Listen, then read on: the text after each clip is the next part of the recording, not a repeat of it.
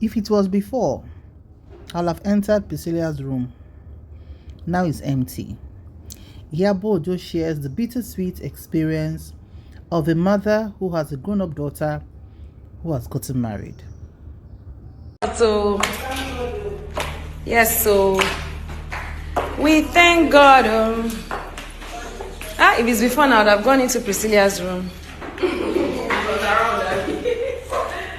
Why is our room key? Why is the door open? Ashokini. No, come on. So, yes, so we thank God. If it's before now, I would have gone into Priscilia's room. Why is our room key? Why is the door open? Ashokini. No, come on. I'm sure a lot of our mature mommies will find this very relatable. It's a bittersweet feeling, like I said. Let's discuss it. Hello, everyone. You're so much welcome. One thing about Iyabo Ojo is her realness.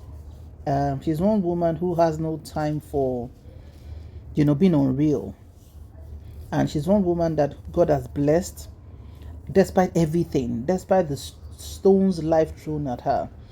And a lot of women can relate with this, that as you grow older as a woman, life is going to throw a lot of balls your way, either in terms of having issues, marital issues, or being separated or divorced from your husband, or being a single mother, caring for the children, trying to juggle being a mother with juggling your career, rising to the top, making money, and maintaining and sustaining the money.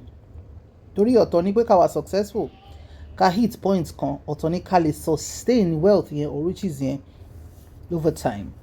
Then to cap it all, ọ̀tọ̀ ni kí Ọlọ́run wá gbọ́ àdúrà wa.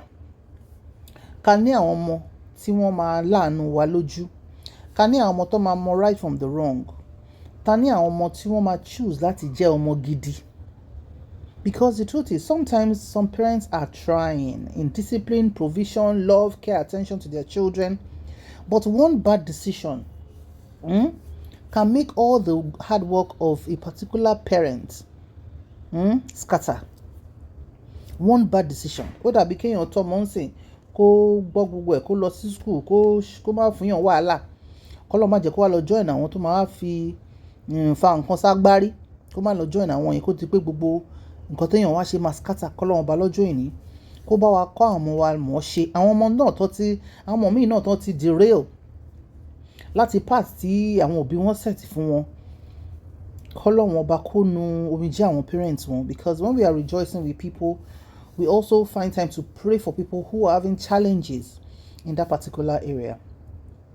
So for Iyabo, God has done her well. And honestly, it is just like, okay, maybe some of us whose children are not married yet, but maybe they've gone to boarding school or they've gone to university, and when they are not around, there's a kind of silence around the house. I will be on try. Well, this is what our mothers too went through. So definitely we are also going through. I'm not in breakfasting here. I think breakfasting. When our children were young, we'll be shouting, "Don't do this, don't do that." The whole house will be noisy. And when they grow up, there will be a time when they have to go and do life as well. They have to go and do life maybe in a boarding school. They have to go and do life maybe in a university. And ultimately, they have to go and do life in their husband's house. Or if it's a son, to get married and have his own wife with him. So when Iyabo Ojo shared this, a lot of people ran comments to be like, "Oh, this is so relatable," and all of that. In fact, some mature women were saying when their own daughters got married, the first few days of the daughter's absence, they didn't know when they burst into tears. That's why I call it bittersweet. It's a stage in life that we just have to let them go.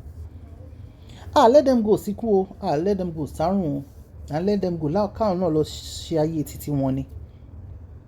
So peradventure, for those of us who have not gotten to this stage, how bonded are we with our children? How much of a friendly relationship do we have with them? How have we even planned our own life? So that it's not when your child grows up to this stage to get married, then your own life will now have a pause or a full stop. No, it shouldn't be. A lot of us don't think proactively. Okay, in the next 5-10 years, maybe when this my teenager child or whatever is married, what would I have been doing? What do I do to make sure that I'm not bored? What activities can I start doing now? Boya me gardening. Moya me, start planning or saving for a vacation. Okay, just to kill boredom at certain times, I will try and fly out, maybe within Africa or outside Africa. You have to own your life at every point. Just the way your child has decided to own her own life and go to her husband's house, you have to keep owning your life. Àdúrà tá lè máa gbà ní wípé kọ́lọ́run má jẹ́ kí àìmọ̀ ṣe, kọ́lọ́run má jẹ́ kó kọjú sí wa. Àdúrà ńlá ni, àdúrà ńlá gidi ni. So I know she will be bored sometimes, just the way she's showing up. But thank God, though, at least kò dojú tì mí. And she's also settling down in her husband's mansion. If you're not on Prisci's page, maybe her Snapchat page or TikTok, you're missing. Her in-laws are pampering her. That Fatima lady, her husband's brother, and she's glowing. Glow to yẹ pé Ọlọ́run ọba ló máa jẹ́ kéèyàn glow yẹn. Ó ti ń glow ẹ̀. Alhamdulillah. Ó tó káwọn haters lóòótọ́ kọ́ máa ṣọ́yìn mọ́ screen. Kí ló máa run wọ́n? Ẹni bá dẹ̀ ní ìṣeré ọmọ wa ló máa run nú. Ọlọ́run ní jẹ́ kí inú yẹn lọ o. Wàláì tàláì tí wọ́n bí láì làsílà wà. Ẹni tó bá ní káwọn ọmọ wa máa ṣetán school, kọ́ máa ríṣẹ́ gidi, kí ni wọ́n máa dùn, kán rí aláyọ̀ èèyàn lọ́kọ àbí aya fẹ́.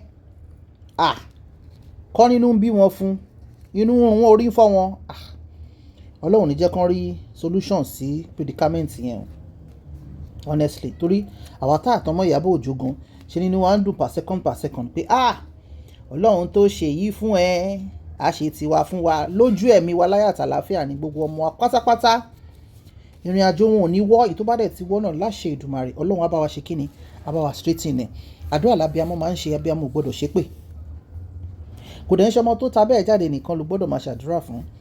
Àwọn ọmọ tó tiẹ̀ mọ̀ rí gan, tó kàn gbọ́ story wọn àbí tó kàn rí àbí tó kàn gbọ́n pa wọn, as long as tó bá ti ń fẹ́rẹ̀ fọ́mọ titi ẹ, yídà lójú ẹ̀mí ẹ̀ nàbí tó bá lọ tán, ire gbọ́dọ̀ máa jẹ́ titi àtàwọn ọmọ ẹ̀ náà ni. Ní tó bá ti fit out sí universe máa dá, ó máa multiply ẹ̀ padà fún ẹni. Tí ó láì máa sọ pé àdúrà ò kí ń pọ̀ jù lórí platform yìí. This is not a religious pé bóyá ṣọ́ọ̀ṣì àbí mosque. Mọ Ọlọ́run ẹ fúnra ara ẹ, kó dẹ̀ máa ṣàdúrà lọ́nà tó yí ẹ láti máa ṣe àdúrà. Bó jẹ́ Kùránì ẹ ló gbé, bó jẹ́ Bíbélì ẹ ló gbé, máa ṣàdúrà. And more importantly, kò ṣe kó ṣàdúrà tó ń sìn kó gbé Bíbélì lẹ̀, kó wá bẹ̀rẹ̀ èpè fọmọ ọlọ́mọ, kó wá sọmọ tiẹ̀ má bẹ́ pé ní ìkọ̀kọ̀ má ṣe é. Ntolúkálùkù bá gbìn ló máa ká. It's a very nostalgic feeling, but it's a good one. It's a bittersweet one. Lágbọ́rọ̀ Ọlọ́run ọ̀nà wa àti ọ̀dẹ̀ wa ò ní dàrú. And like I said, to people who are praying even to have children, I will always go to that point as well. Ọlọ́run á pa yín lẹ́rìn ayọ̀. Ọ̀lẹ̀lẹ̀ inú àbí báwo ni Yorùbá ṣe máa ń pòwe yẹn? Ọ̀lẹ̀lẹ̀ ire á sọ síkùn yín lágbọ́rọ̀ Ọlọ́run. And there are options now. Tọ́lọ́run bá gbàdúrà yín, adoption wà o, surrogacy wà, IVF wà. Every woman that wants it has the right to enjoy this thing called motherhood. It's a very strenuous journey. It's a journey that sometimes Ọlọ́run máa yẹ exchange life wa fún ọmọ pé during childbirth. But despite the pains, it's a very, very rewarding journey. But kò ń ṣe ìrìn ọmọ kékeré. Ẹni tó bá ti ready láti ṣètò, láti ṣe responsibility látọjọ́ tá bá ti bí ọmọ yẹn báyìí, tá máa fi filẹ̀ ṣaṣọ bóra. A mother doesn't stop the work of a mother. Is a non kí ló máa ń pè, iṣẹ́ tí ò ní off day ni motherhood, because even if you are not with your children physically, as Iyabo is right now, that Priscilia is not with her physically, her work as a mother doesn't stop. Báwo ni Àjọkẹ́ ṣàrẹ̀ wà okay, ọkọ ẹ̀ ń kọ́, ṣó gbogbo ẹ̀ ń lọ dáadáa, Olúwa ṣeun, ṣé kò sí wàhálà? Tó bá tún drop call tán náà, wà tó bẹ̀rẹ̀ sí máa gbàdúrà, Ọlọ́run ọmọ mi, Ọlọ́run ọmọ mi. Àdúrà ń ṣiṣẹ́ ribiribi. A dẹ̀ ń rí result. Èèyàn kan á jókòó síbì kan, á ṣépè gbogbo flesh orí ẹ̀ máa ti gbẹ mọ́ skull ẹ̀. Ẹlòmíì ṣépè kò réyàn ti ra mọ́. Àwọn èèyàn gidi ń sá fún. Nígbà tó yẹ pé arógo ọmọ ọlọ́mọ dákú, ọlọ́mọ ṣe wá lárógùn ọmọ ọlọ́mọ bẹ́sí igbe ìbànújẹ́. Kọ́lọ́ má jẹ́ káwa ṣerú èèyàn bẹ́yẹn, àwọn máa ń ríre yọ ní ire dẹ̀ ní tiwa. So fún gbogbo ẹni tó ń gbàdúrà fún ilé ìtọ́, ọlọ́run á gbàdúrà gbogbo wa o. Láyọ̀ la máa train àwọn ọmọ wa o, tiwa náà á da ire.